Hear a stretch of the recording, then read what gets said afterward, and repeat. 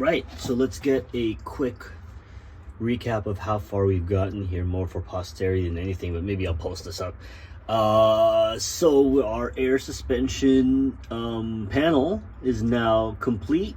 It's tested and it's hooked up to the back of the car. It's actually running pressure right now, holding pressure right now. We're just waiting on the suspension now. So, you know, this is not the standard HybridAir kit. I don't think there's too much that I changed, but I changed enough, you know, not to be recognizable, because I went with the 4 corners. You know, HybridAir gives you 2 1-gallon tanks. You know, just with the space I had and the amount of like material I wanted to use for mounting, I decided to swap out instead. You know, very inexpensive for an airlift. You know, 2-gallon tank right here. So instead of 2 big kind of bubble egg-shaped tanks, we've got one. You know, we're keeping the standard 400C compressor. It seems to be working okay. I mean, you know, I've just got it started right, and I really haven't had it work in the suspension yet, but let's see how she goes. And this remains, of course, from the HybridAir kit. So that's the I don't know what valves those are. I've seen them on various other sites. They seem to be kind of generic-ish. So the tank comes with a couple of 3/8 connectors, as well as, you know, the quarters that I had from the previous tank. So, you know, I had to use reducers, but I had enough spare, so I've got the safety underneath there. As you see, we've got a purge line running underneath there. God, I hope I'm not hitting anything with that. Doesn't look like it. You know, we had enough for a face-mounted gauge, which now, you know, sitting in the car, it kind of points down, so I can't see it, you know, from where I'm looking in the trunk. I kind of have to duck my head down. That's going to go digital. I'm going to put something in the dash. Let's see what we got here. You know, maintaining the use of most of the other stuff that came with, you know, the hardware that came with the kit, like the T and you know, the check valve and everything coming out of the compressor. The pressure switch is what came with the kit. I added my own purge. It's kind of underneath there. I'm gonna see if you can see it right here. This guy right here. So, you know, 1/4-inch purge line, just so I can, you know, use it as a water drain as well, a manual drain. I've got that wired up in the cabin. Distribution block. So I've got something as well that'll output 12-volt accessory relay power. I've got that running into the cabin for whatever lights or whatever ricer stuff I want to do later. Got lucky on the hard lining, so I've got some aluminum hard line here running from the valves or solenoids, whatever you want to call them, out to the elbows, and then out to another set of elbows on the other side of this this mounting plate, and then out these lines. I'm not sure if you can really see them run out. And I've got them plugged right now, but what you see there are the outputs, and those are going to go out. I'm going to drill some holes down there.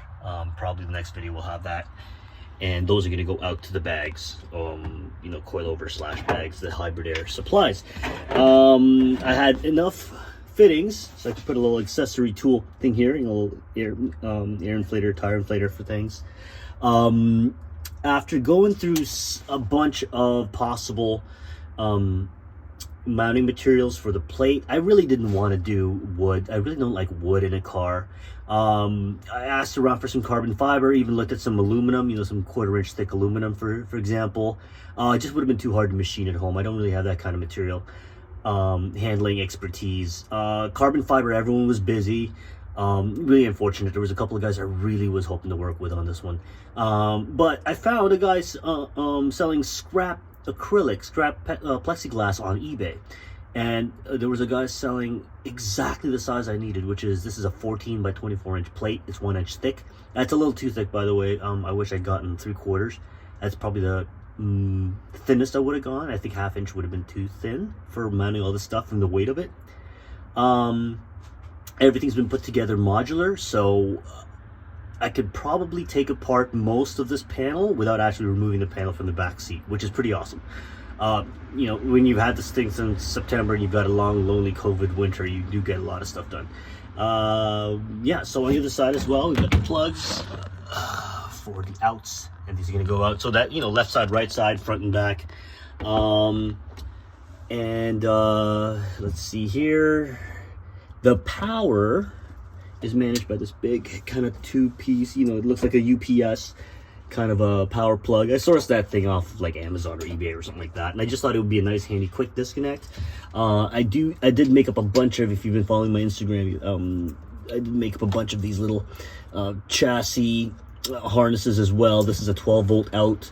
It outputs to 3 12 volt and ground spade connectors in the cabin. I've got them in the armrest right now for whatever ricer stuff I want to do later. This is the chassis harness. This is what goes out to the front switch panel. That's what runs all of the goodies over here. Fun fact, I actually wired it upside down, and I had the down switches facing up and vice versa, so all I had to do was flip the box over. We'll get that in a second here. So bye-bye to the trunk for now. Obviously no floor because we haven't drilled yet. I'm not gonna bother. So right here is the first switch box that I made based on the hardware from HybridAir. The switches are from HybridAir. The Purge switch is something I sourced off of Amazon. Same with the box. I would have loved to do a carbon fiber plate for this, but it would have been really hard to mount it. I don't really have a lot of room in there. As it is, I kind of overshot the harness situation, and I've got this big lump kind of sitting there now. I wish I'd done something better with that. Anyway, good enough for now. I've got another switch box on the way, but it was actually originally configured that way. It was supposed to sit that way. I even had a magnet for the mount, but turns out I did it upside down. Up is down, down is up, and we're good there. And the Purge is just up top instead. This is activated by 12 volt ignition, so nothing will run until we're in the ignition position. That works, you know. I've been playing with it on the road. I even purged quite a bit on the road just to see if we could get the compressor to kick in. It is loud. Kind of wish I'd mounted it outside the cabin, but I do understand it was a pain in the ass. So back to the trunk. My bathing ape sunglasses to keep my shit level. And yeah, that's it. I'm not sure if I'm gonna post this to anyone else, or if I'm just going to keep this for my own posterity, but it's going to go on the YouTubes. Shout out to HybridAir. Thank you very much, guys. And yeah, so hopefully the next update will be suspension components, waiting on just the rear alignment components and the rear coilover adjuster extension knobs. I hear Park Auto is a bit of a slow shipper when it comes to back orders, so I'm waiting on that. And yeah, everything else is already waiting in the basement. I'm just gotta get it all over to Next Auto and get it installed once everything's ready. So 7.5 minutes of blathering, and